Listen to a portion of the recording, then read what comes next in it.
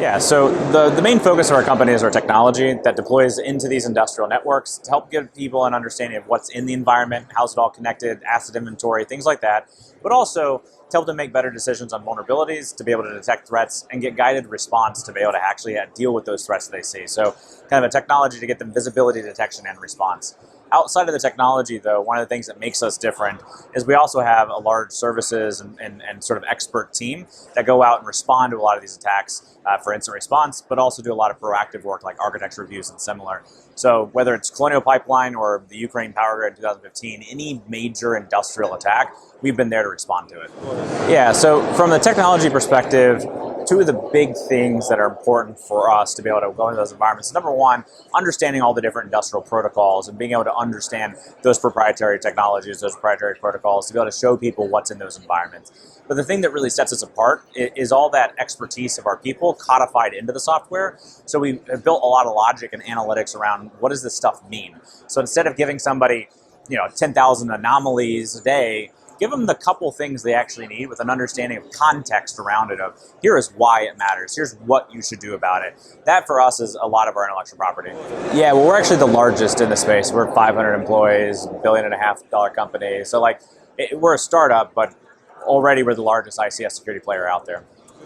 Yeah, the reason for the rapid growth is not just our technology, but it's the fact that we can partner with our customers to take them on that journey. It's the fact that we have all those people on staff and the people that have been in and out of those environments. So every vendor will yell about whose technology is better. And obviously we believe ours is better. We can go through the technical differentiations, but the biggest differentiation is having all those people on staff that can help partner with the customer, help transfer our knowledge to them to make them successful. Because for them, it's not about just throwing in technology, it's about really building a program and going down a journey of OT security. We have the professional service as well, so it's not only people that can go and deploy in the environment, do things like that, but we've got people that actually use our own technology when they go do assessments, they go do incident response cases.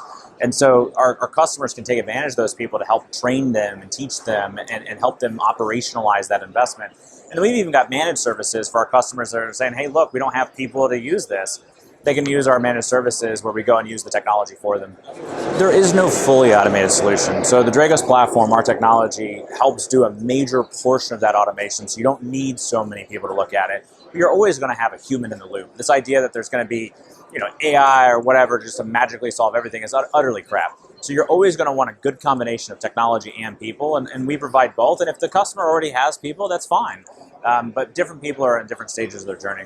Yeah, but I think that's kind of a red herring. Like the focus on machine learning versus data analytics, so the focus on data science versus decision trees. I don't think that's what customers should be focused on. What customers should be focused on is, does this technology help automate? Does this technology help be efficient? Does this technology solve my use cases? That to me is what's most important. I think vendors love to throw out buzzwords to try to tell the story, and the more important thing is, what problems can I solve for you? Yeah, so we're an extremely channel-friendly company where, for us, obviously the direct sales motion is important, but you don't go from where we are to be, a $50 billion company without massive reliance on resellers and channels and distributors.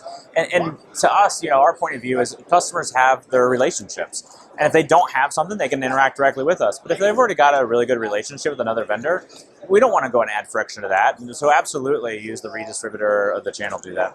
Yeah, so I think, in general, OT cybersecurity for some of the more critical infrastructures, electric, oil and gas, pharmaceutical, chemical, water, rail, kind of some of those more food and beverage manufacturing, some of those more critical manufacturers and industrial players, what's typically happened is the board and the executives have always known cybersecurity matters, but they didn't really differentiate between IT and OT. They just trusted the organization to do cybersecurity. But what they're realizing very quickly is a lot of the investments have been placed into enterprise IT, not into OT. So there's a whole pendulum swing motion that's taking place where executives are rapidly pushing on their companies to go invest specifically in OT cybersecurity. And so we're seeing a massive move in the market, especially in those critical infrastructure industries. Some of them are more mature than others. The energy and water sector, or the energy sector as an example, tends to be more mature than some of the global water sector. The rail sector tends to be a little bit more mature than the data center sector. So there's variance, but generally speaking, the focus is OT cybersecurity across the market. Yeah, absolutely. So for us, if you look at us versus our competitors, all of us will do asset identification and visibility. And again, we'll argue about who's better, but everybody does that. Where we're very different is the big focus on the threat detection piece and actually helping people with context respond to these threats. And as you see geopolitical strife, as you see the situation in Europe, with Ukraine and Russia, as you see regional conflict, people realize they need more than just visibility of their assets. They also need visibility of the threats. And so that just drives a lot of adoption and a lot of demand for our products.